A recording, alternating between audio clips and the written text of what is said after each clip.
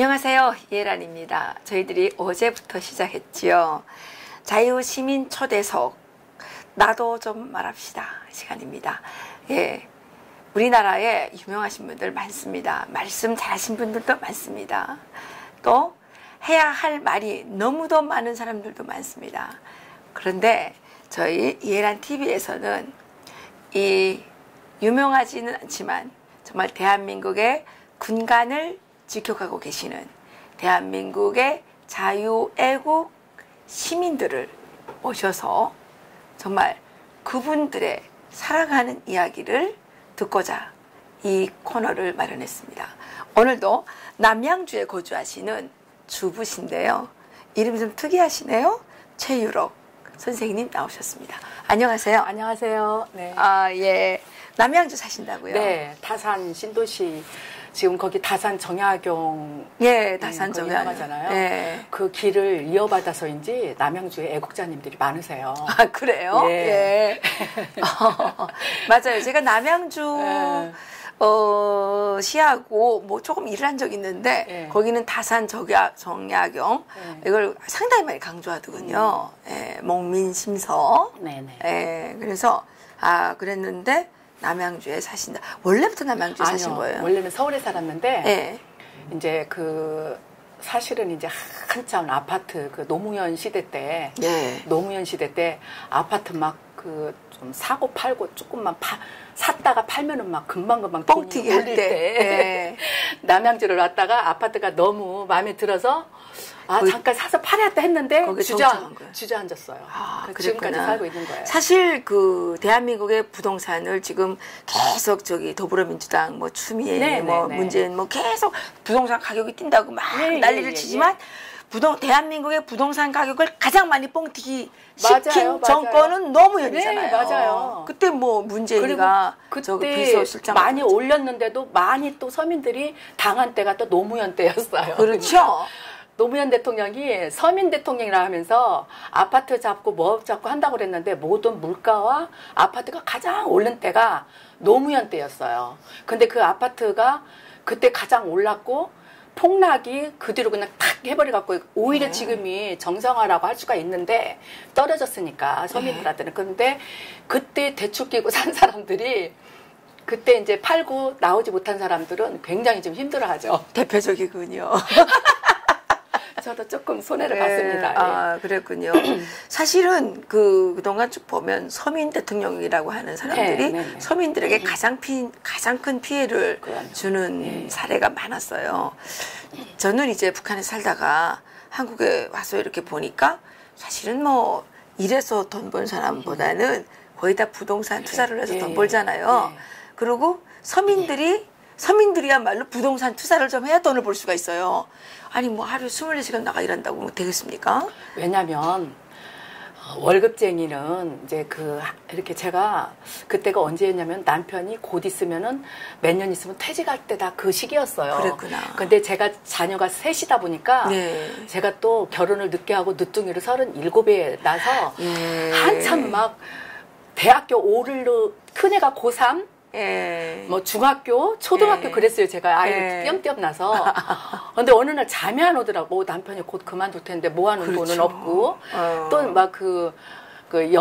나머지 이제 우리가 노후 대책까지 생각해 보니까 어느 날 잠이 안 오는 거예요. 그래서 근데 주위에 저는 진짜 착실하게 남편이 주는 돈만 생활을 했는데 주위에 보니까 어느 날 보니까 주위 사람들이 돈을 얼마 벌었네 하니까 땅 투기 해가지고 집도 사고 막 그때 샀다 하면 막 올랐으니까 맞아요. 내가 바보 같은 거예요. 근데 항상 못하는 사람이 그잖아요. 또 뒤에 따라갔다가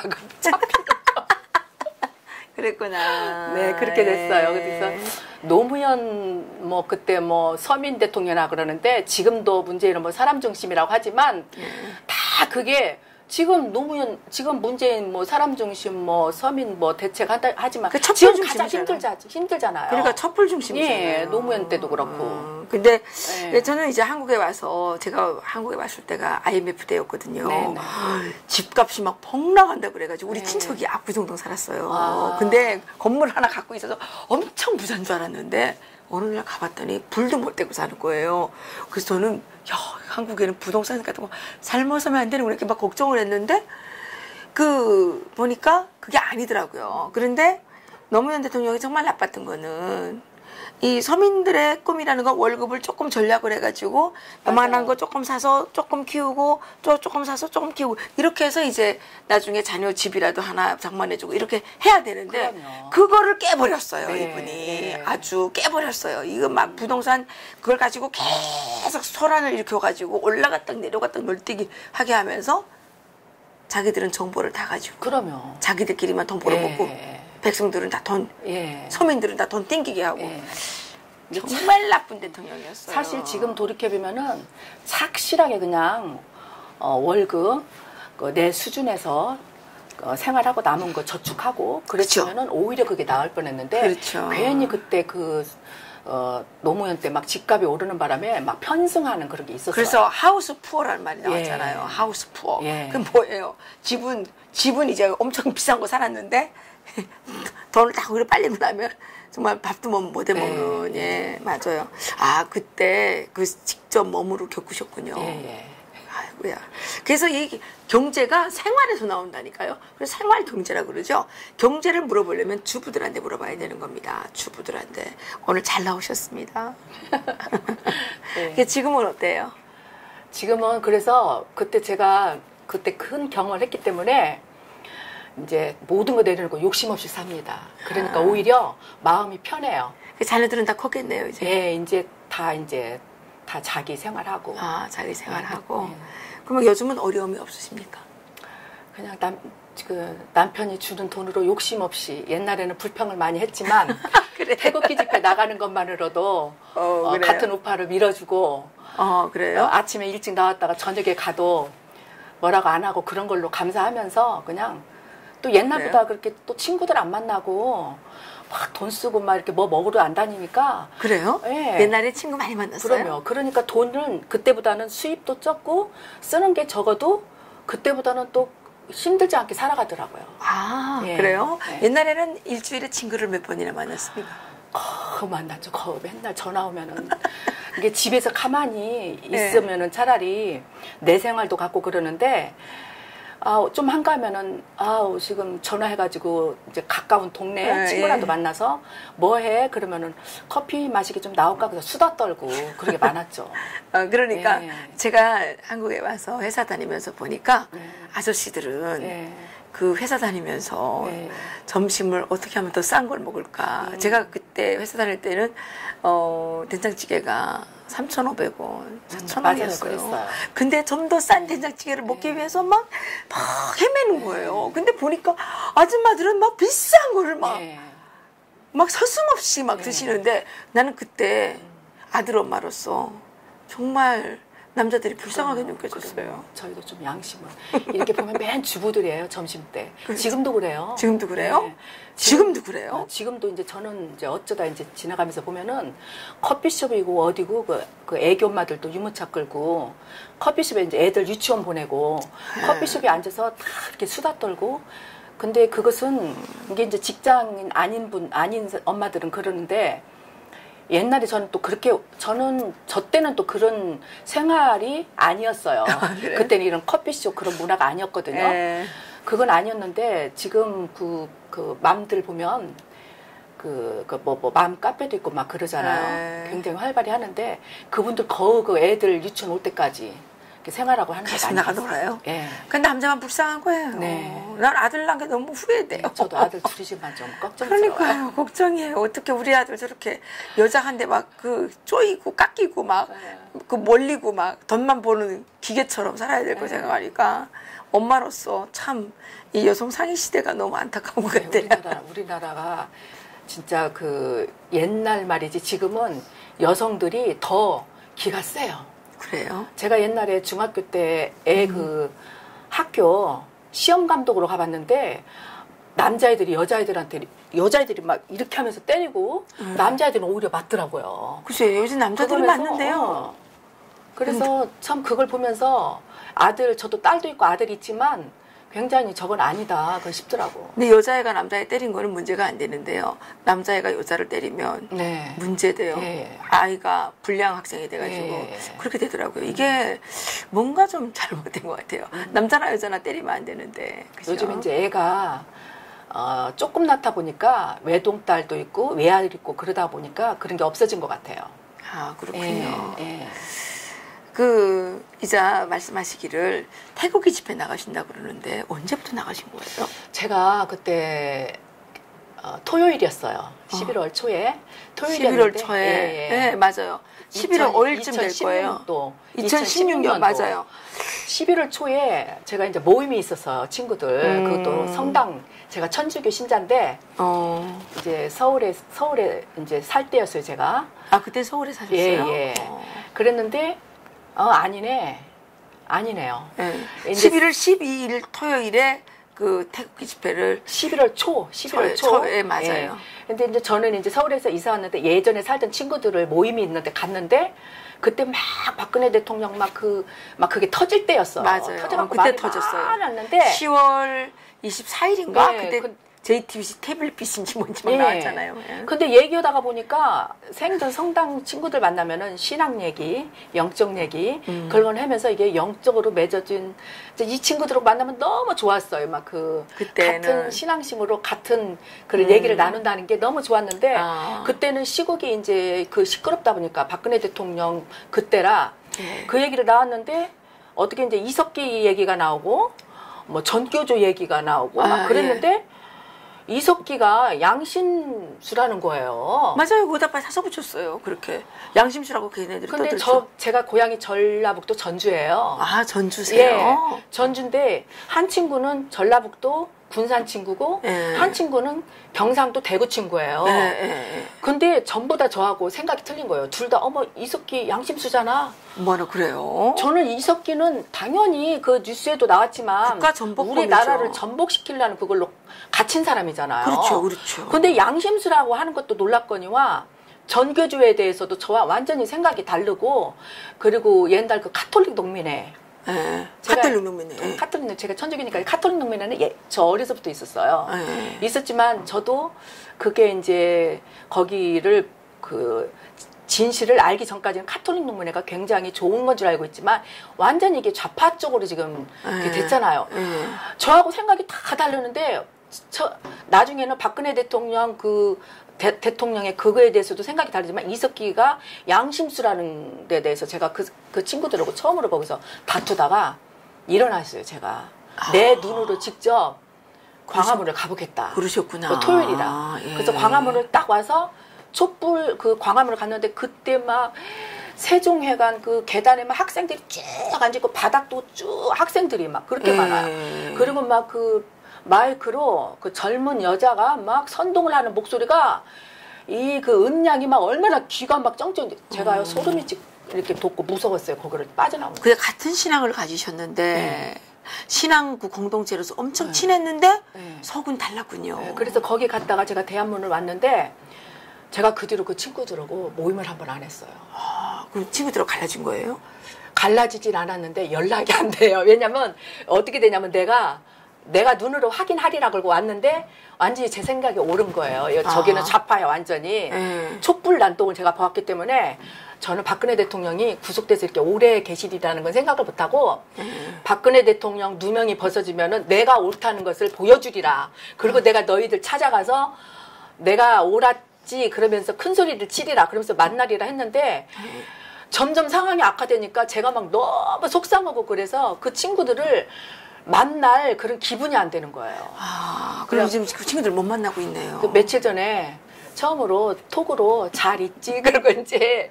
보냈어요? 얘들아 잘 있지? 그랬더니 뭐 너도 잘 지내지? 그리고 톡으로만 그렇게 왔다 갔다 했는데. 지금은 어떠니? 그러시죠? 이게 서로 이제 걔네들도 이제 이런 문제를 얘기를 안 하는데 서로 안부만 물었죠.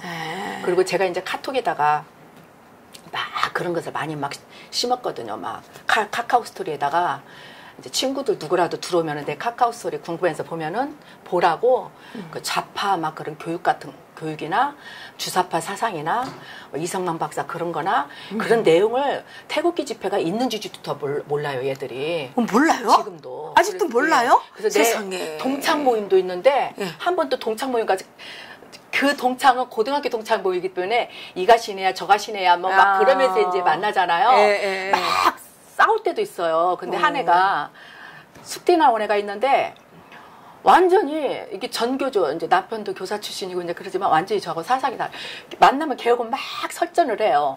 그래서 그 뒤로 제가 웬만한 카톡에 모임 카톡에는 태극기 집회나 이런 우파적인 걸 올린 적이 없어요. 근데 제가 처음으로 용기를 갖고 얘들이 태극기 집회를 모르더라고요. 방송이 안 나오니까. 그래서 제가 아니 대한민국에 살면서 태극기 집회를 모른다는 게 말이 돼요? 네, 그래서 제가 양심이 저도 찔리더라고요. 내가 나오는데도 걔들을 만나면서 그런 얘기를 안 했기 때문에 제가 카톡에다가 고민 끝에 봄에 딱 동창 모임 끝나고 왔을 때 그 다음날 얘들아 너희들은 태극기 집회가 방송에서 방송을 안 하니까 있는 줄 모르지. 그렇지만 지금 이 시간도 우리나라 전국 방방곡곡에서 태극기는 휘날리고 있단다.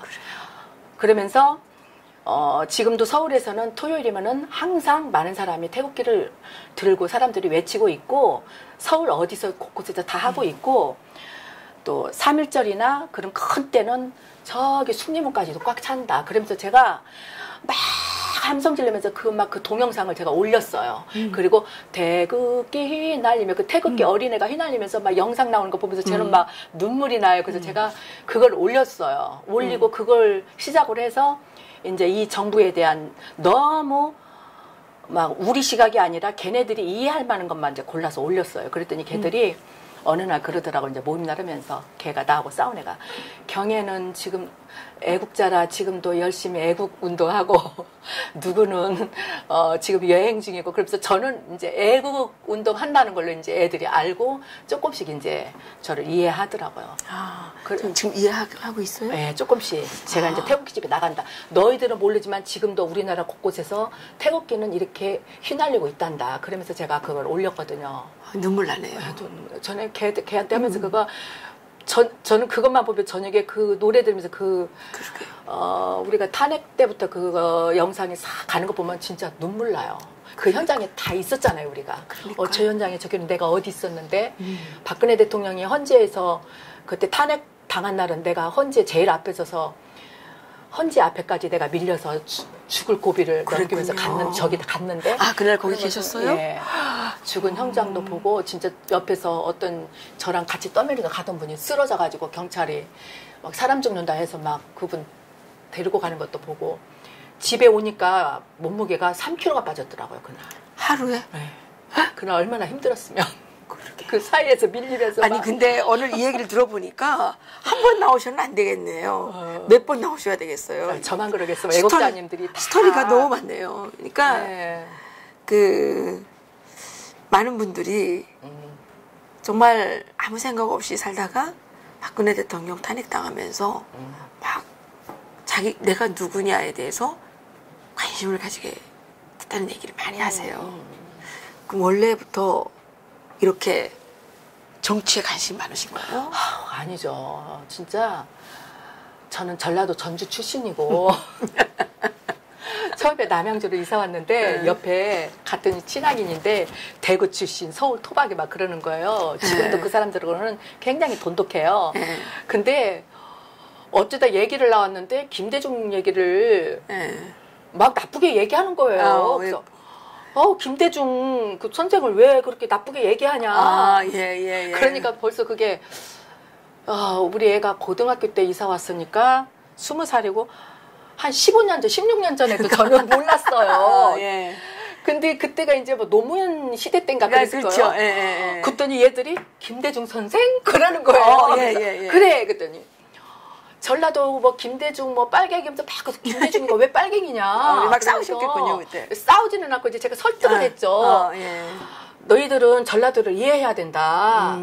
나 전주에 살 때 박정희 대통령이랑 그 다른 대통령들이 다 경상도 출신들이 되면서 경상도는 얼마나 발전을 하고 공장을 많이 세웠냐. 경상도는 골목골목마다 다 아스팔트를 다 깔았다 보더라. 근데 전주는 지금도 가면은 신장로나 길 가면은 조금 도시 외곽만 벗어나면은 차가 지나가면은 먼지가 폴폴 날린다. 그래서 전라도 사람들은 지금도 차별받는다고 생각한다. 그래서 김대중 선생이 어떤 분인데 막 그랬거든요. 그랬는데 이제 제가 이제 깨졌죠. 어느 순간 그러니까 그거 생각하면은 저는 노무현 대통령 뽑고 김대중을 뽑았어요, 대통령으로 제가. 어? 그랬기 때문에 그렇게 얘기를 했는데 지금도 만나면 어느 때 만나니까 그 친구가 지금도 김대중 선생이야? 그러더라고. 그래서 제가 김대중 선생은 무슨 선생이야? 내가 지금 현충원에서 그냥 꺼내서 그냥 부관 참시하고 싶구만. 네, 그러는데. 근데 왜 그렇게 되신 거예요? 근데 그러니까 저도 전주에 있고 이 박근혜 대통령을 제가 뽑았잖아요. 박근혜 대통령이 제가 제 손으로 박근혜 대통령을 뽑은 이유는 그 전에 남자 대통령이나 다 보면은 부정에 다 연루되고 진짜 남자지만 여자인 우리가 주부로 봐서 정치하는 게 너무 진짜 치사하고 정치판들이 너무 치사하고 진짜 솔직히 말해서 개판이고 저런 사람들이 정치를 하나 싶은데 박근혜 대통령은 박정희 대통령 우리는 박정희 대통령의 그 역사적인 그 공부를 하면서 정신 토대는 그분 이승만 박사 박정희 대통령 토대로 우리가 근간 그 정신은 뿌리가 있잖아요. 그렇죠. 그렇기 때문에 박근혜 대통령이나 유경수 여사와 그 부모를 가진 박근혜 대통령은 굉장히 바르고 올바르고 또 면면이 하는 거 보면은 남자보다도 훨씬 곧고 올바르기 때문에 이분은 친인척이고 뭐고 간에 별로 있지도 않고 결혼을 안 했기 때문에 절대 부정부패는 있을 수가 없고 더 똑똑하게 잘할 거라는 확신을 가지고 제가 선출을 했거든요. 지금도 변함이 없고 지금도 그게 점점 이분은 진짜 그때 순간 진짜 이분이 진짜 이렇게 가실 분인가 이렇게 무능한 분인가 했는데 점점 이분이 얼마나 훌륭한 분인가가 나타나잖아요. 그래서 이사 오면서 이제 점점 시각이 이제 시사의 정치에 관심을 갖고 이제 이명박 그런 거 이렇게 딱 지나면서 정치에 관심을 갖게 됐지만 지금 생각하면은 더 정치에 빨리 우리가 관심을 갖지 않았기 때문에 우리 우파가 오늘날 이렇게 당하지 않나. 그래서 맞습니다. 대한문에 와서 이렇게 힘들고 매일 나와서 하고 힘들어도 우리가 그때 지금 개돼지처럼 우리도 그런 정신으로 모르고 살았기 때문에 맨날 차 마시고 그리고 저는 심지어 노무현이 되던 이 대통령이 있다 해도 나중에 대통령 뽑고 나서 정치하는 거 보고 내가 뽑은 노무현이가 저런 인간밖에 안 되었네. 김대중가 저렇게밖에 안 되었네. 근데 내가 뽑았네. 그랬지만 저는 한쪽으로 생각이 민주주의 국가에서 이런 사람도 됐으면 이런 사람도 해먹으라고 한번 해보지 뭐. 그렇게 좋은 시각으로 가졌거든요. 좌파라고 하는데 좌파도 한번 잡아서 정권 해보라고 하지 뭐. 그게 민주주의 국가지 했는데 그게 오늘날 이렇게 될지를 몰랐죠. 야, 그랬군요. 이게 그래서 그게 박근혜 대통령 탄핵이 국민들에게 준 메시지가 대단한 것 같아요. 그럼요. 그게 어떻게 보면은 우리 우파가 각성하게 되고 진짜 박근혜 대통령이나 지금 공산화길로 막 쾌속 질주를 하니까 지금 그게 두려운 거지. 무슨 기회로 인해서 우파가 한 번은 깨져서 깨쳐야 하는 그런 계기는 필요하다고 봐요. 근데 이게 공산화로 가는 것은 막아야 되죠, 지금. 그렇군요. 그렇군요. 그러니까 이게 세상이 우리 평범한 주부였던 우리 최유력 선생님을 이 길로 떠밀었고 이 길에 떠밀려 와서 보니까 이 세상이 옳고 그름이 지금 보이기 시작한 거 아니에요. 근데 진짜 안타까워요. 지금도 우리 몇 사람만 나와서 되는 게 아니잖아요. 진짜 정신들이 다 깨어서 국민들이 깨어서 동창들 빨리 알려주시고 우리 이해란 TV도 좀 보라고 하시고 이 TV 꼭 동창들에게 올려주세요. 네네네. 나도 좀 말합시다. 그리고 너도 좀 나와 말해. 그리고 시간이 다 됐네. 제가 또 한 가지 말씀드리고 싶은 것은 저번에 이제 그 또 모임을 만났는데 한 분은 교수부인이고 한 분은 또 상류층이에요. 자식들도 외국 보내고 그래서 저는 이제 이런 이제 후원을 받고 싶어서 이런 거 또 10,000원씩이라도 내라. 근데 그분들이 그 사람들이 박근혜 대통령 탄핵 당시까지는 나오고 내가 가자고 하면 태극기 집회 나왔던 사람인데 박근혜 대통령이 탄핵되고 나서 좀 안 나와요. 그래서 내가 근데 우파예요. 우파인 건 확실해요. 지금도 나 나가는 거 알고 있거든요. 그래서 이리저리 해서 후원 좀 해라. 10,000원씩이라도. 그랬더니 저번에 우파 그 통장 그 계좌 추적이 다 간다 했잖아요. 연금 못 받을까 봐. 그렇진 않아요. 그 사람들이. 그런 두려움을 갖는 걸 보고 그 사람들 앞에서 제가 얼굴이 참 붉어진 적이 있습니다. 그랬군요. 그 선생님 이야기는 오늘 하루는 안 될 것 같아요. 좀 몇 주에 걸쳐서 구구절절히 하실 얘기가 너무 많으실 것 같아요. 근데 예, 할 말은 많은데 너무 한쪽으로 얘기를 하고 마치는 것 같아서 조금 아쉽습니다. 아니. 다음 주에 또 다음 주에 또 모시겠고요. 그냥 한쪽으로 쏠리거나 말거나 그거는 내가 갖고 있는 생각이에요. 또 우리가 한쪽으로 쏠려 있다 그러면 다른 쪽으로 쏠려 있는 사람들이 또 있어요. 그래서 서로가 자기 주장을 하되 다른 사람을 밀어내지 말고 서로가 이제 어떤 부분은 조금씩 공유하면서 가야 되지만 분명한 거는 국가의 정체성을 해야 하는 데서는 우리가 타협할 수가 없는 거죠. 예. 우리는 분명히 자유민주주의 시장경제 체제에서 살아야 되잖아요. 그러면. 지금까지 살아왔고. 근데 우리가 갑자기 무슨 토지를 국유화하는 사회주의 국가에 살 수가 있겠어요? 못 살죠.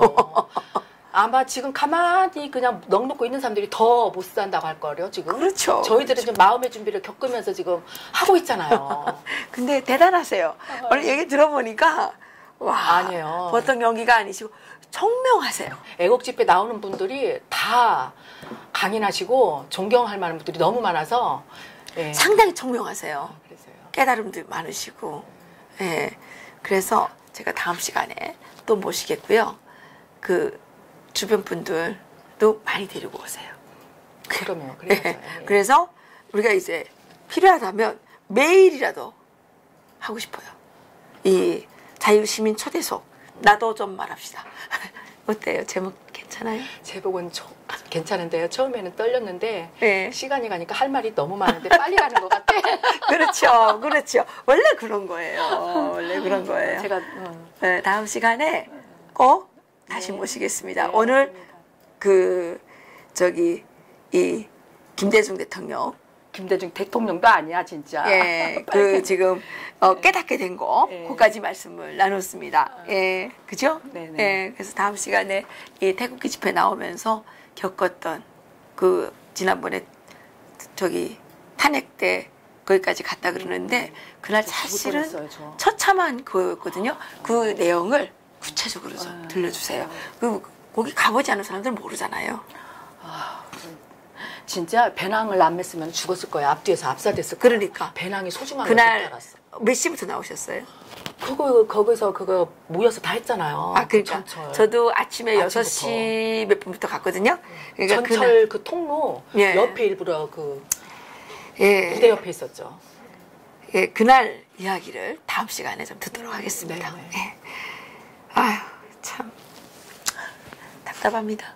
그렇지만 이게 언젠가는 우리가 가슴 아프지만 추억으로 생각하면서 다시는 그날의 수치스러운 그런 일들을 겪지 않도록 우리가 다시 마음을 다지고 또 이 지식을 다지고 진리를 찾아서 정의를 위해서 용기를 내서 싸울 수 있는 그런 계기들이 필요했겠죠. 예, 우리가 그것이 이제 탄핵 결정이 났던 3월 10일이 될 수 있을 것입니다. 그날에 대해서 다음 시간에 우리 최유록 선생님 모시고 다시 한번 구체적인 이야기 들어보도록 하겠습니다. 오늘 수고하셨습니다. 네, 감사합니다. 고맙습니다. 네.